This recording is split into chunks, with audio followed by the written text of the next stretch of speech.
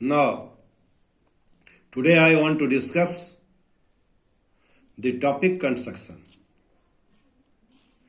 My dear student, in this year, in reduced syllabus, you have to study division of a line segment in a given ratio internally. एक ये पढ़ना है, tangent to a circle from a point outside it. ये दो construction पढ़ना है. तो मेरा सजेशन है कि तुम एनसीईआरटी में जितना कंस्ट्रक्शन है उसको पढ़ो. एक्सरसाइज 11 पॉइंट में एक ही कंस्ट्रक्शन है तो एक ही पढ़ो. उसके बाद ट्रायंगल बनाना है, ट्रायंगल बनाना नहीं है और इसको अच्छे से पढ़ो. उसके बाद एक्सरसाइज 11.2 में मेरा मानना है कि सब छोटो सवाल है या 7 है, 7 बना लेना चाहिए सर्किल का.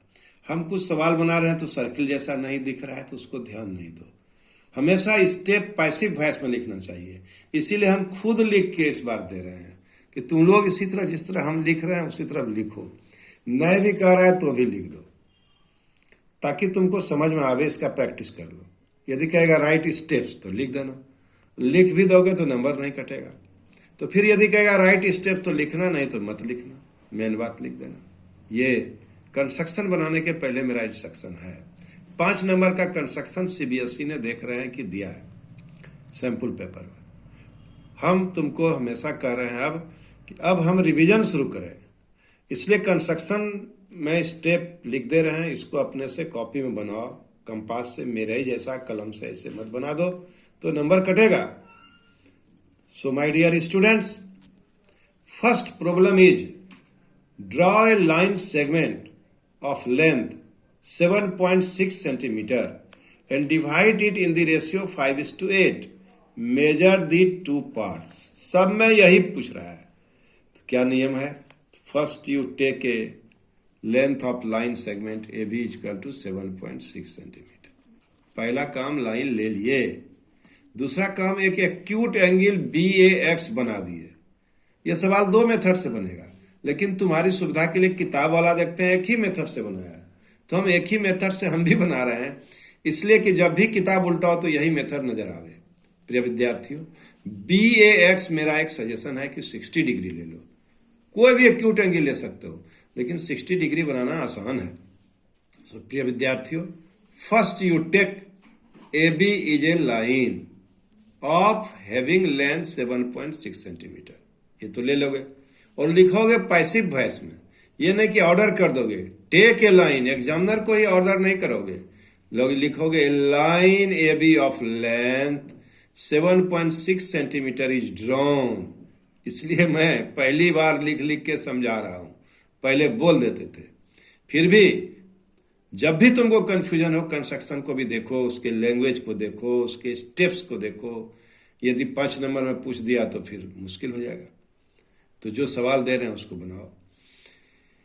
ए line A B of length 7.6 centimetre is drawn any acute angle. तो तुम एक्यूट एंगल 60 डिग्री लिख देना.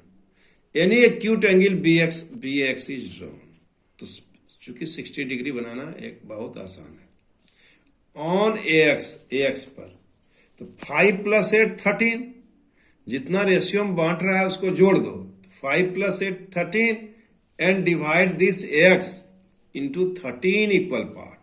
13 equal part में बांट दो और लास्ट पार्ट को B से ज्वाइन कर दो. BA13 को ज्वाइन कर दो और यहां पे जितना एंगल बना BA13A, जितना भी एंगल बना उसी के बराबर 5वां जो नंबर लिखा हुआ है उस पार्ट में एंगल बनाओ.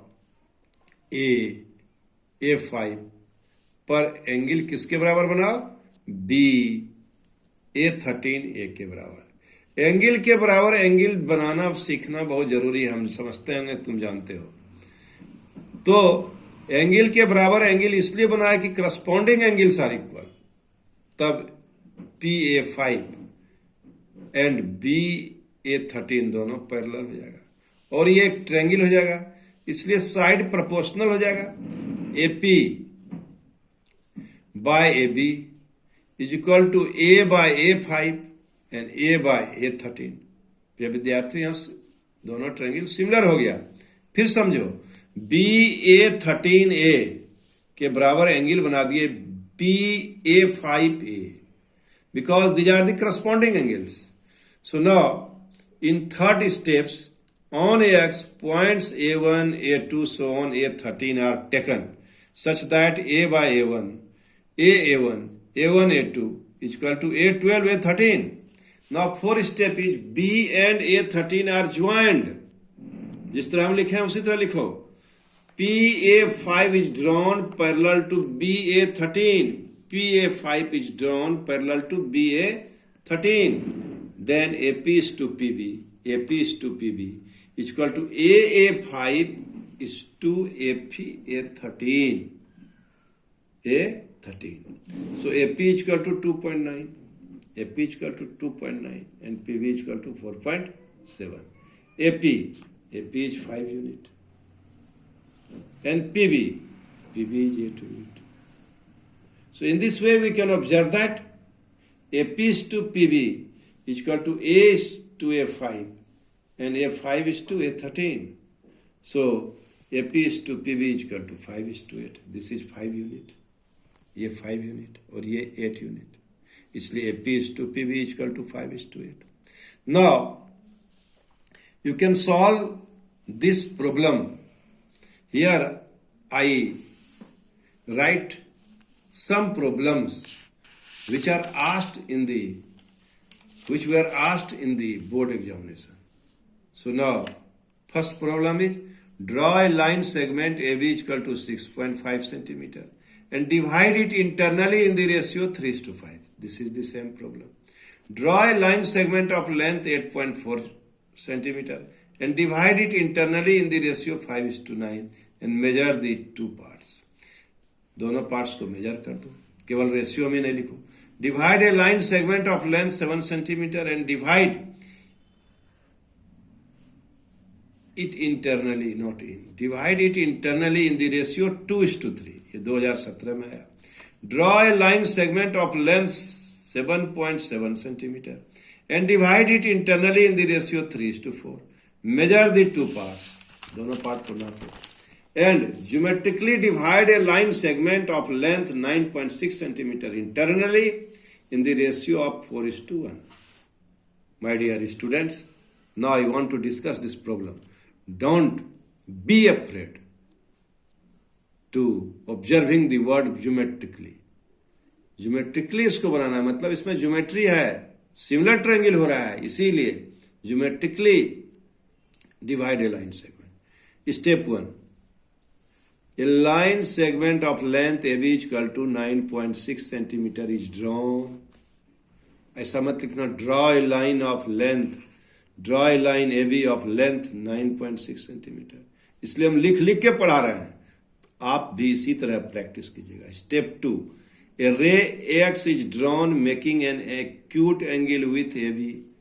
Ray AX is drawn making an acute angle with AB. Step 3. On AX, points A1, A2, A3, so on A5 are taken such that A1 is equal to A1, A2 is equal to A4, A5 and joined. A5 and B are joined. Step 5. A4P is drawn parallel to A5B. Step 6. Then AA4 by AP and A4 by AP by PB are proportional. So AA4 by A4 by A5 is equal to AP is to PB. AA4 by A4 by A5. AA4 कितना unit है? 4 unit है. 4 लिख दिए. A4 A5 1 unit है. तो AP is to PB is equal to 4:5.